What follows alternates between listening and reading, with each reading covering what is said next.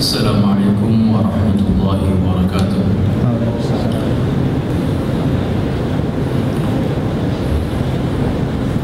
Bismillahirrahmanirrahim. Innal hamdalillah nahmaduhu wa nasta'inuhu wa nastaghfiruh wa na'udzu billahi min shururi anfusina wa min sayyiati a'malina. May yahdihillahu fala mudilla lahu wa may yudlilhu fala hadiya lahu.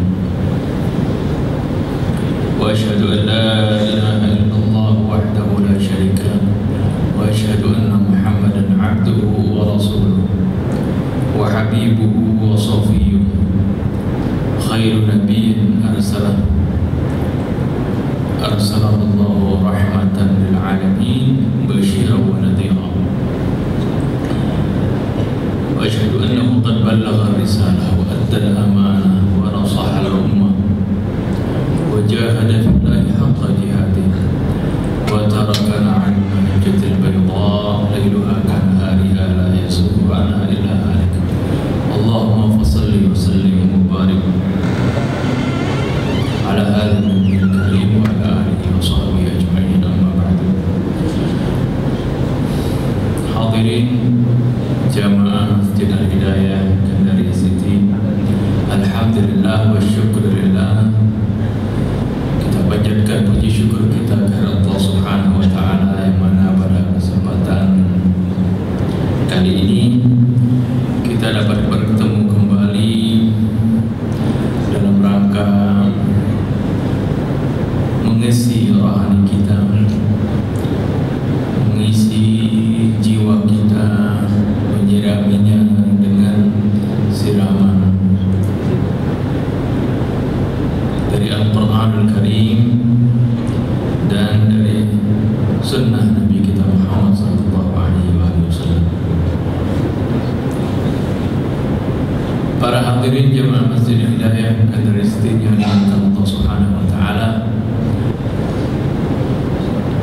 masih melanjutkan pembahasan kita, renungan kita tentang firman Allah Subhanahu wa Ta'ala, wa ma arsalnaka illa rahmatan lil alamin.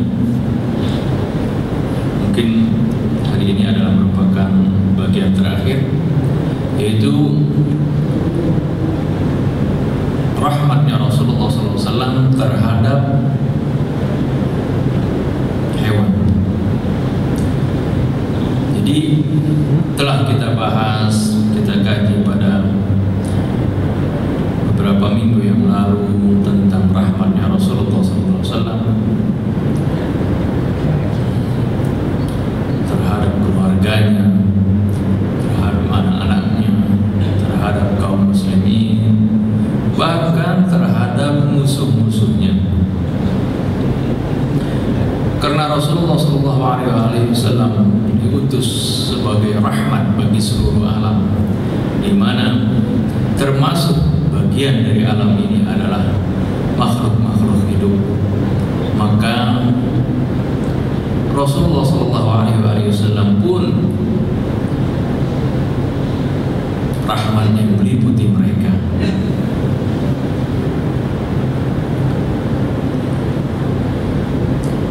Bagaimana rahmatnya Rasulullah SAW terhadap binatang? Kita ketahui dari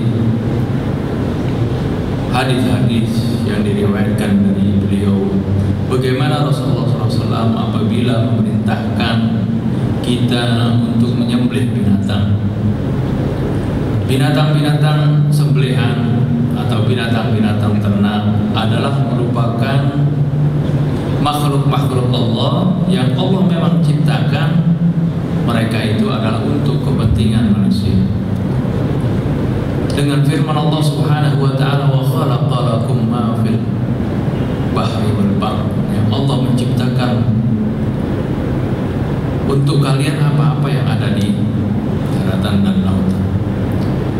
Wa sakhkhara lakum ma fil wa sakhkhara lakum asy-syamsa wal qamar, Allah tundukkan untuk kalian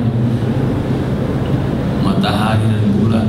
Jadi bagaimana Allah Subhanahu wa taala tundukkan matahari, bulan dan juga apa-apa yang ada di langit, di daratan dan di lautan untuk kepentingan manusia. Di antaranya adalah hewan-hewan yang dihalalkan bagi kita, ya, dan tentunya untuk memakan dagingnya kita terlebih dahulu harus menyembelihnya. Nah, Rasulullah SAW mengatakan, "Idza qataltum fa ahsinul qitlah, wa idza dzabhtum fa ahsinul dzibhah." Ya, apabila kalian membunuh, hendaklah berbunuh dengan cara yang baik. Ditegaskan maksudnya di sini, apabila kalian mau menyembelih, maka menyembelihlah dengan cara yang baik. Diperintahkan bagi kita kalau menyembelih hewan, gunakanlah pisau yang tajam. Diperintahkan pula janganlah hewan itu disiksa di dalam penyembelihannya. Ini merupakan rahmat Rasulullah SAW kepada binatang-binatang ternak. Dan juga pernah ada seorang sahabatnya, ketika dia mau menyembelih hewan, diasah itu hewan itu diikat di dekatnya, kemudian diasah pisaunya itu di depan hewan itu. Ya. Lalu Rasulullah SAW mengatakan kepada orang yang akan menyembelih itu, kenapa kamu tidak asah terlebih dahulu pisau kamu, ya, sehingga pada saat kamu menjumpai hewan ini langsung kamu menyembelihnya. Jadi jangan diperlihatkan pisau itu yang buat menyembelihnya di hadapan si hewan tadi. Ini sampai demikian perhatian Rasulullah SAW terhadap hewan binatang sembelihan, yang memang sebenarnya sembelihan tersebut memang diizinkan oleh Allah Subhanahu wa taala untuk kita menyembelihnya. Akan tetapi cara penyembelihannya pun diajarkan oleh Rasulullah SAW. Ini adalah bagian daripada rahmat Rasulullah SAW terhadap hewan. Di bagian lain, Rasulullah SAW pun pernah melihat hewan yang saking kelaparannya sampai dibilang perutnya sudah nempel sama punggungnya. Ini kelihatan sekali bahwa hewan ini jarang dikasih makan sehingga dia kurus. Rasulullah SAW bersabda yang diriwayatkan oleh Sa'id ibn Hanzalah, dia mengatakan, ittaqullah fi hadhil bahaim, bertakwalah kalian, takutlah kalian kepada Allah di dalam binatang-binatang ini. Fakuluha salihah warkabuha salihah, makanlah dagingnya dengan cara yang baik, warkabuha salihah, dan kendarailah hewan-hewan tersebut pun dengan cara yang baik.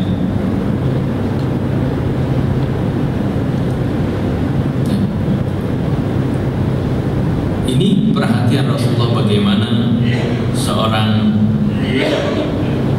yang tidak memperhatikan binatang yang ia miliki. Rasulullah kaitkan hal ini dengan ketakwaan kepada Allah. Artinya ittaqullah, kalian hendaklah kalian takut kepada Allah. Karena Islam sebagai rahmatan lil alamin, menyayangi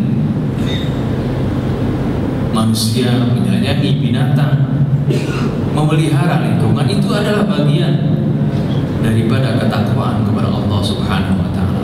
Orang yang bertakwa kepada Allah tidak mungkin dia berlaku zalim kepada manusia, kepada hewan sekalipun. Sehingga kita pernah dengar bagaimana disebutkan ada seorang wanita yang mati, yang mengurung binatang. Kemudian Rasulullah katakan, dakhalat hirratin habasatha. Ada seorang wanita yang masuk neraka karena dia mengurung kucing.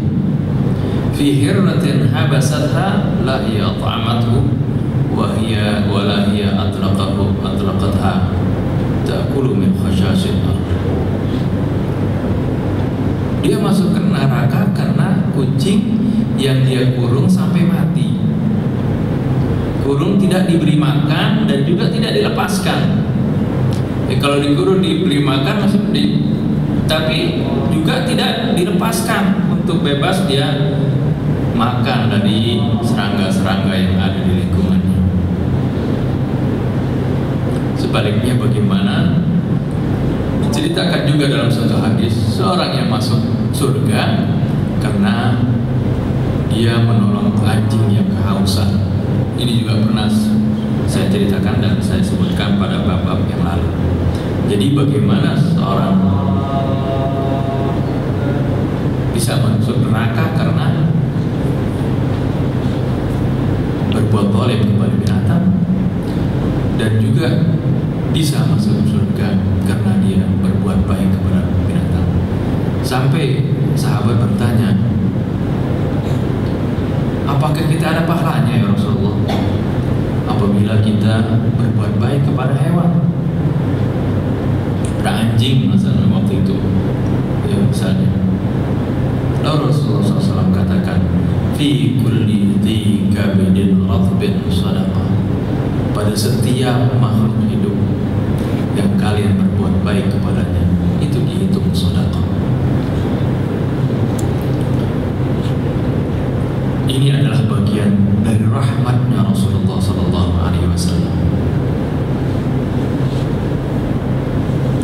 Juga Rasulullah SAW pernah memarahi sahabatnya yang mana dia ingin memberikan nasihat kepada teman-temannya. Dia naik di seekor kuda atau unta, di seekor unta. Dia menasihati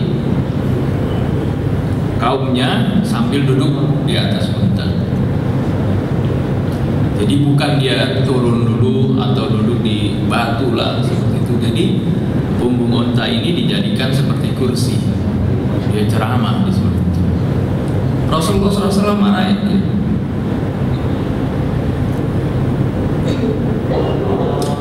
Lalu Rasulullah SAW katakan, ittaqullah, takutlah kalian kepada Allah. Wa la tattakhidhu muduna hadhil bahaim karasi wa manabir. Dan janganlah kalian jadikan punggung-punggung binatang-binatang ini sebagai kursi-kursi kalian dan sebagai mimbar-mimbar kalian. Ya.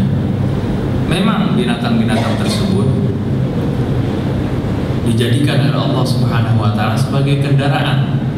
Ya, pada waktu itu belum ada kendaraan seperti sekarang. Rasulullah SAW mengatakan, fa innallaha tabaraka wa ta'ala innama ja'alaha lakum lituballighukum bihi baladan lam takunu bibalighi illa bisyiqqil anfus. Seperti firman Allah Subhanahu wa ta'ala mengatakan bahwasanya Allah Subhanahu wa ta'ala menjadikan hewan-hewan tersebut adalah sarana untuk menyampaikan kalian, mengantar kalian ke tempat-tempat yang kalian tidak bisa jangkau melainkan dengan susah payah.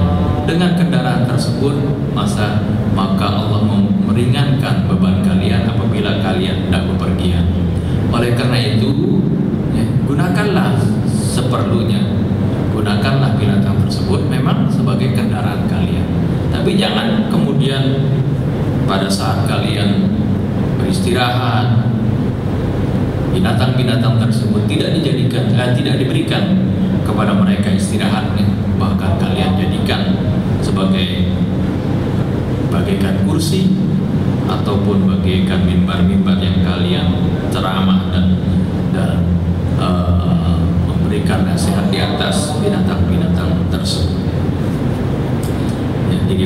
pula oleh sahabat Anas bahwasanya kami apabila bepergian bersama Rasulullah SAW wa nazalna manzilan, kami mampir di satu tempat, la nusabbihu illa ba'da an nuhilla rihal. Apabila kami bepergian kemudian singgah di suatu tempat, kami tidak melaksanakan kewajiban apa-apa.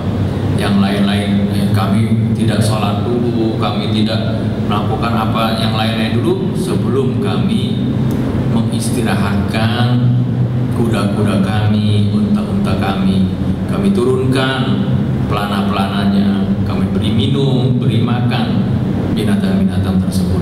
Itulah bagaimana akhlaknya Rasulullah SAW terhadap binatang-binatang tersebut.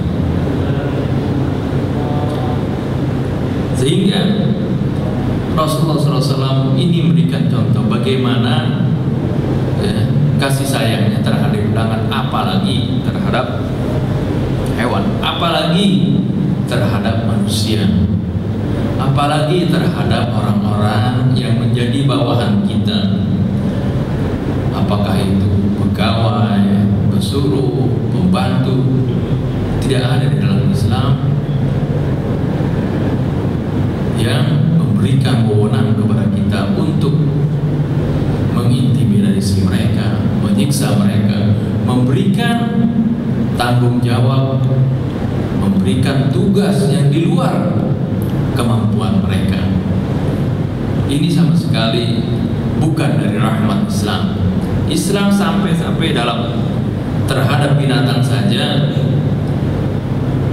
tidak membebani binatang-binatang tersebut di luar kemampuannya, tidak membebani binatang-binatang tersebut dengan suatu beban yang membuat dia sakit, yang memberatkan mereka, apalagi terhadap manusia. Dalam kesempatan lain yang menunjukkan terhadap rahmat Rasulullah SAW kepada binatang, Rasulullah SAW pernah bersabda, man qatala usfuran li ghairi ma'kalatin ja'al usfuru yawmal qiyamati ya'ujju ila Allah qala ay rabbi sal hadha fima qatalani.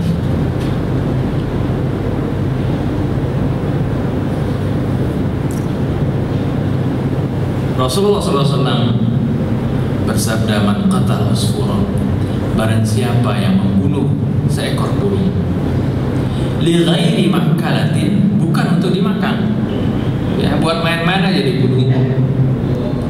Nanti katanya ja'al usfuru yaumal qiyamah, nanti binatang tadi, burung tadi yang dia bunuh bukan buat untuk dimakan, ya hanya dibunuh, dibiarkan seperti itu, ya bukan untuk, ya ini baik burung atau ayam atau sebagainya yang dibunuh tanpa bukan yang bukan dimakan. Nanti datang burung tersebut pada yaumul qiyamah, di hari kiamat, di hari mahsyar, di hari pengadilan yang sangat adil.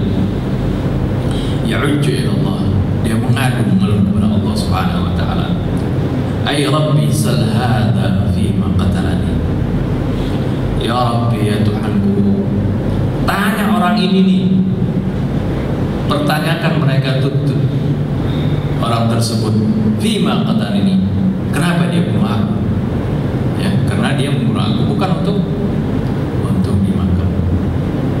Jadi hal-hal kecil yang mungkin orang menganggap remeh, menganggap ini tidak ada artinya, tapi di Islam, di dalam Islam, sampai hal-hal kecil seperti ini pun diperhatikan.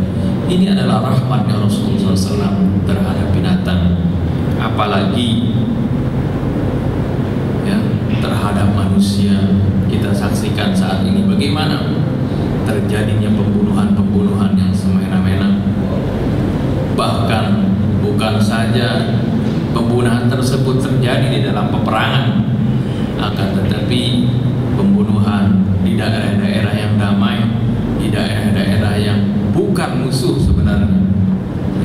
Kalau di di dalam peperangan wajar diperintahkan oleh Rasulullah Allah Subhanahu wa taala dalam Al-Qur'an di dalam peperangan, fadribu fawqal a'naqi wadribu minhum kulla banan. Tegas Islam kalau lagi berperang, ya kita tidak boleh kelemar-kelemar. Kalau dalam peperangan kita boleh kasihan kali, tidak. Kalau musuh kalau tidak kita membunuh lebih dahulu, mereka akan membunuh kita. Oleh karena itu kalimatnya pun, firmannya pun tegas, fadribu fawqal a'naqi wadribu minhum kulla banan. Itu dalam peperangan, penggal mereka, tebas mereka lehernya, artinya yang membuat langsung mereka mati atau membuat mereka lumpuh. Tebas jari-jari mereka, artinya setelah itu mereka tidak bisa lagi memegang senjata. Ini dalam peperangan, bukan di dalam keadaan damai. Dalam damai, kalau dalam peperangan kita tidak berlaku tegas, tentunya kita lah yang akan terbunuh. Ini rahmatnya Rasulullah SAW. Dan juga di dalam hadis yang lain diriwayatkan dari Ibnu Umar radhiyallahu anhu, qala Nabi sallallahu alaihi wasallam, la taqtulu dha ruhin illa bihaqqih. Janganlah kalian membunuh makhluk yang bernyawa kecuali dengan haknya. Faman qatala dha ruhin bighairi haqqihi su'ila anhu yaumil qiyamah. Barang siapa yang membunuh makhluk yang bernyawa dengan tanpa hak, ya, bukan arti dengan tanpa hubungan ke binatang itu memang mengganggu atau berbahaya, ya, maka dia akan ditanya nanti di yaumil qiyamah. Faqalu, lalu sahabat-sahabat bertanya, fama haqquhu, apa itu haknya hak binatang? Qala haqquhu an tadbahahu lita'kulahu wa la tulqi bi rasihi. Haknya binatang itu yang berhak untuk kita sembelih, itu kalau binatang tersebut memang disembelih untuk dimakan, ya. Kemudian hadis yang lain, bagaimana Rasulullah SAW menyebutkan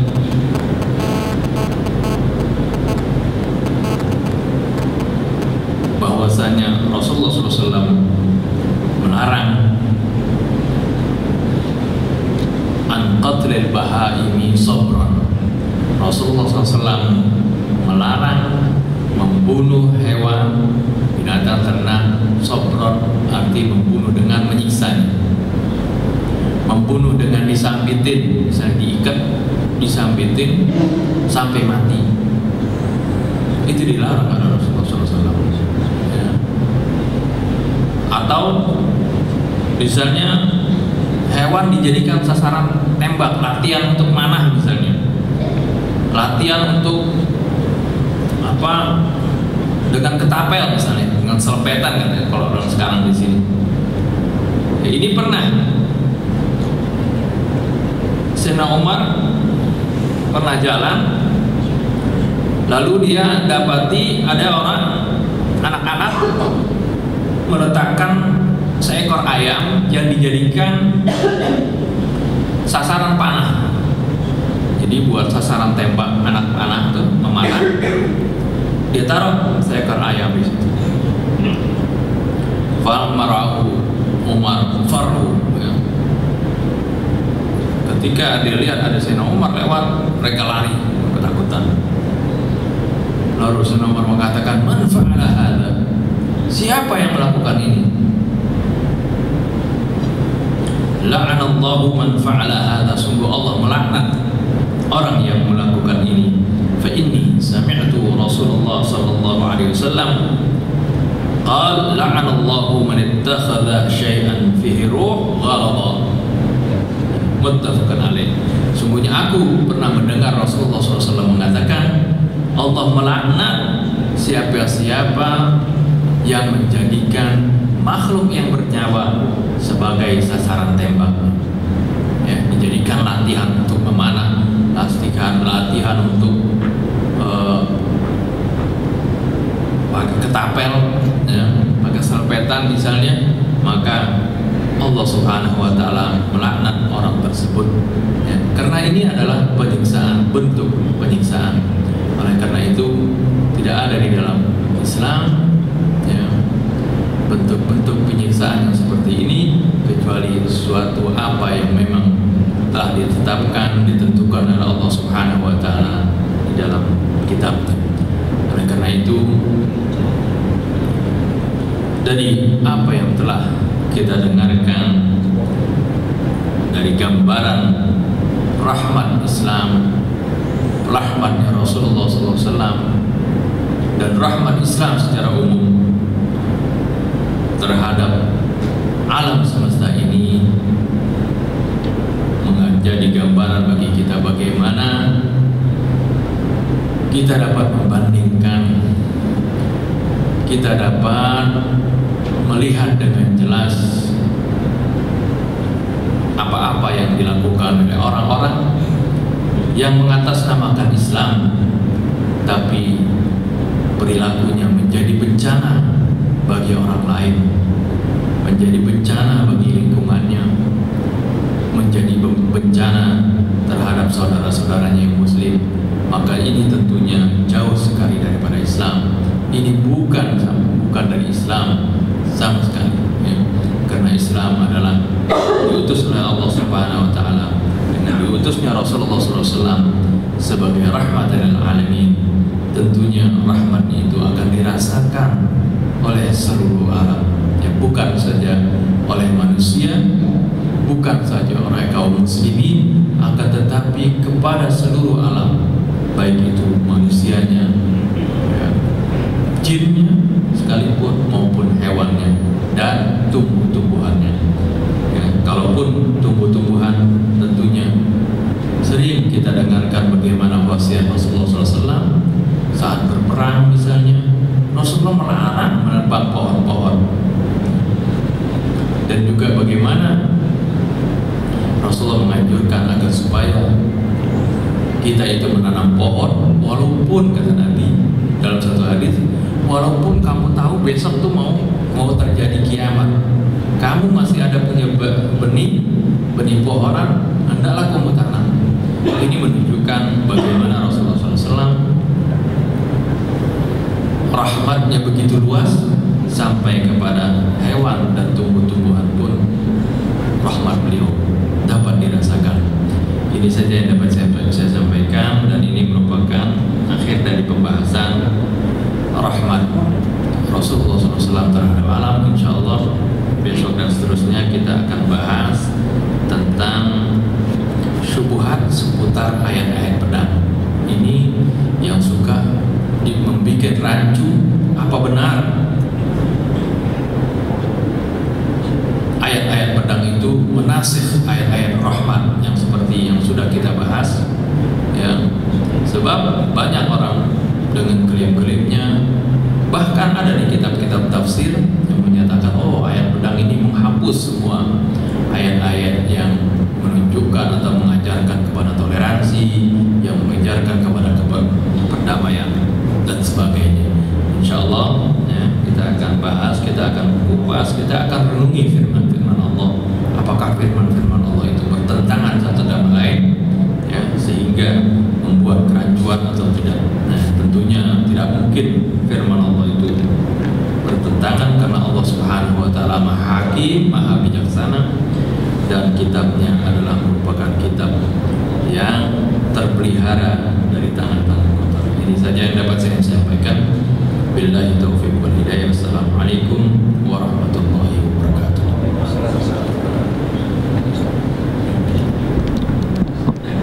Ikan. Kalau ikan, Ustaz, ikan mancing buat senang-senang doang, dibalikin lagi ke laut gimana? Ya sebenarnya itu juga kan ada sekarang di TV-TV tuh mancing, iya. senang-senang. Itu juga menyakiti, mendolimi. Kalau dia mancing untuk dimakan, kita nggak apa-apa. Mancing untuk dimakan nggak apa-apa. Kalau mancing untuk dilepas gitu, itu mendolimi, termasuk mendolimi. Kan sakit, dia itu kan luka sebenarnya. Nggak boleh seperti itu. Ustaz, saya mau tanya juga, tanya ini ya. Sebelumnya saya udah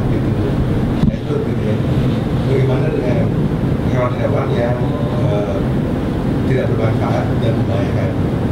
Membahayakan. Sikap kita sebagai muslim bagaimana sebenarnya? Kita tahu bahwa kita superior kan. Dengan adanya masalah sendiri, akhirnya kita juga yang paling menang kan di dunia. Ya, berpuasa di dunia ini kan manusia akhirnya. Nah, kan ada juga yang binatang tidak bermanfaat, contohnya tikus, ular, kalajengking dan lain-lainnya. Tapi kalau kita ketemu dia, kita bunuh pasti kan. Mohon maaf, kita sebagai manusia kita bunuh, karena kita mau mengambil risiko. Kita ambil risiko yang paling kecil. Itu karena sikap kan kehati-hatian kita atau sikap mengambil risiko. Nah, saya juga belum lihat ada ular yang ada manusia, belum ada. Ya menurut saya. Dia akan menginjak kalau menginjak, kalau terinjak. Ya, kan? Tapi kalau kita kan ketemu dia pasti kita kejar. Nah, gimana Ustaz? Dosa enggak kalau kita bunuh dia. Ya. Tadi Bapak bilang ada hewan-hewan yang tidak ada gunanya, tidak mungkin ya. Sebab ada sabda Nabi firman Allah Subhanahu wa taala, tidak ada sesuatu yang kami sia-siakan, ciptakan sia-sia. Hanya mungkin kita belum tahu manfaatnya atau apa ya. Tapi seperti ular, tikus, itu adalah siklus mata rantai ekosistem yang ada di dunia ini. Nyamuk kan sering kita tempat. Itu nyamuk juga ya sebenarnya mungkin kita tidak ini adalah mungkin bagian yang makhluk tidak ada gunanya buat kita malah kan mengandung kadang-kadang membawa penyakit kan. Seperti itu. Untuk hewan-hewan yang membahayakan, ada hadisnya kita diperintahkan untuk membunuh hewan kalau itu yang membahayakan, seperti anjing gila atau sebagainya. Kalau anjing kan tidak semua anjing kan, tapi kalau anjing itu anjing gila yang membawa rabies itu memang diperintahkan untuk dibunuh karena dia udah membawa sesuatu yang berbahaya. Jadi memang kita tidak berarti kita rahmat kita kepada hewan membiarkan bahaya yang akan mengancam kita, enggak seperti itu. Karena itu kalau kita membuat suatu arti membiarkan sesuatu yang membahayakan itu juga dilarang dalam Islam ya. La dharara wa la dhirar, artinya tidak boleh melakukan sesuatu yang membahayakan orang lain ataupun yang membahayakan diri kita. Adapun tentang hewannya tadi ya tentunya kalau kita biarkan mereka hewan-hewan tersebut di habitatnya ya nggak perlu kita kejar-kejar, kita cari ya untuk dibunuh kalau dia tidak mengganggu lingkungan manusia. Tapi kalau yang mengganggu lingkungan manusia itu tidak apa-apa untuk dibunuh. Ada hadisnya seperti itu ya. Binatang-binatang yang mengganggu manusia kita boleh membunuhnya, tetapi tidak semua binatang. Tidak semua binatang kalau dia tidak mengganggu tidak perlu dibunuh, karena itu semuanya pasti ada hikmahnya, pasti ada manfaat. Apakah cicak, apakah itu nyamuk dan sebagainya. Itu juga benar. Sebisa mungkin kita jangan sampai membunuh walaupun itu cecak momennya. Cecak juga malah ada hadisnya katanya bunuh cecak itu cecak harus dibunuh katanya, karena katanya dulu dia tuh dia waktu Nabi Ibrahim diceburkan ke api, cecak niupin katanya. Apa salahnya cecak yang dulu misalnya, kalaupun itu benar ya, apa salahnya cecak yang sekarang? Manusia aja dibilang tidak bisa membebani dosa orang lain kepada. Mungkin baiknya di Mesir aja kali di Mesir ya. Soalnya sekarang kan musim hujan banyak laron tuh. Nah laron tuh kita gebrak-gebrak udah jatuh mati. Itu juga kan kalau ada cecak pun dia akan makan laron itu, dan juga dia makan nyamuk kan, seperti itu. Masing-masing ada area ekosistem rantainya. Silakan. Kiai, setiap hari Minggu saya cuma dengar suaranya, jadi alhamdulillah hari ini saya dipertemukan sama setelah ketemu di Ustaz Fauzan. Mengenai itu, Kiai, harimau, banyak orang yang kulit harimau itu dijadikan jimat ya. Ada orang yang gitu tuh Gimana Ustaz?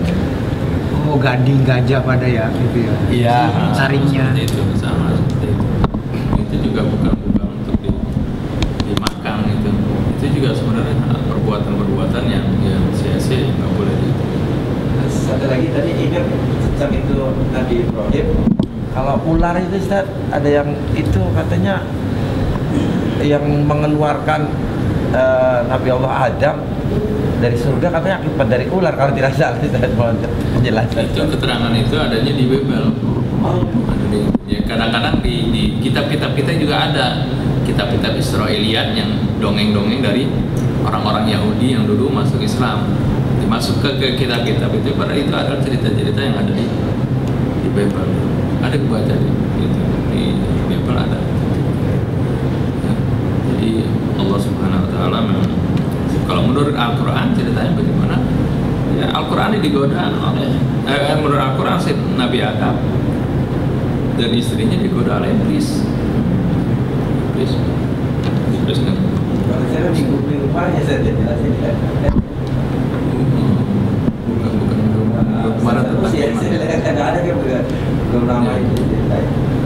Ya, bukan itu tentang apa dari Injil itu ceritanya. Kadang-kadang memang masuk ke kitab-kitab kita, kitab tafsir, bukan masuk nggak bisa dipisahkan antara. Padahal harus kita bedakan antara penjelasan dari perjanjian lama dengan dari hadis atau Al-Quran. Assalamualaikum Ustaz. Salam. Mohon maaf ini keluar dari bagaimana kalau misalkan cara kita agar mengantisipasi was-was, soalnya saya kalau misalkan sholat nih kadang takbirnya sampai berulang kali, sampai 3 kali kadang gitu. Itu kadang ada hati yang kayak misalkan kurang sreg gitu nih, itu biar kita mantep itu gimana gitu. Ya, saya dengar siap. Makasih. Was-was itu dari syaitan. Dari Kalau kita mengetahui bagaimana Allah itu maha kasih sayang, maha rahman, maha rahim, ya, kita berusaha sebaik mungkin melakukan ibadah yang diperintahkan dengan syarat rukunnya secara sempurna. Ya. Kemudian kita jangan was-was, oh ini saya belum masuk kali niat saya. Enggak, Allah Subhanahu Wa Taala maha tahu. Ya. Niat langsung niat Allahu Akbar. Ya. Niat Allahu Akbar, kita niat masuk sholat. Ya. Nggak usah pikir, oh tadi niatnya udah gitu. Jangan, itu gangguan setan membuat kita nanti nggak benar sholatnya. Kadang-kadang orang dalam wudhu juga begitu. Wudhu niat sembarang supaya niatnya. Kalau dalam diri kita sudah ada niat, kita mau melaksanakan sholat, mau berwudhu, ya kita mulai dari bismillah, selesai seperti itu. Ya. Adapun nih pas nggak atau ini klop nggak, tadi kan harus barang, nggak bisa begitu. Allah Subhanahu Wa Taala maha tahu. Ya. Allah, ibadah kita walaupun sesempurna apapun nggak ada artinya di sisi Allah. Kalau Allah rahmat nikmat Allah begitu banyak, sama kita nggak bisa sebanding. Kita berusaha sebaik mungkin sekuat tenaga kita. Kalau karena itu disebutkan ittaqullaha mastata'tum, bertakwalah kamu sesuai kesanggupan kamu. Ada lagi ittaqullaha haqqa tuqatih, bertakwalah kamu dengan sebenar-benarnya takwa. Apa ada paradoks ini? Enggak, maksudnya sebenar-benarnya takwa, tapi sesanggup kita, sekemampuan kita, karena masing-masing orang kemampuannya berbeda-beda. Usaha kita semaksimal mungkin, kemudian kita pasrahkan kepada Allah. Enggak usah was-was. Kalau was-was nanti akan akibatnya efek banyak sekali efek. Ya kalau wudhu ntar ngabisin air lagi, nanti kalau itu berkali-kali. Kalau sholat kita bakal ketinggalan sholat, dan akan berakibat ke pekerjaan-pekerjaan yang lain juga. Kalau was-was itu ditinggalkan. Kita yakin Allah Subhanahu Wa Taala maha rahman, maha rahim. Apa yang kita sudah usahakan, insya Allah Allah terima. Gak gitu, gak usah kita bingungkan dengan was-was. Itu ta'awudz aja itu. Berlindung kepada Allah dari syaitan, itu bagian dari syaitan untuk membuat orang was-was.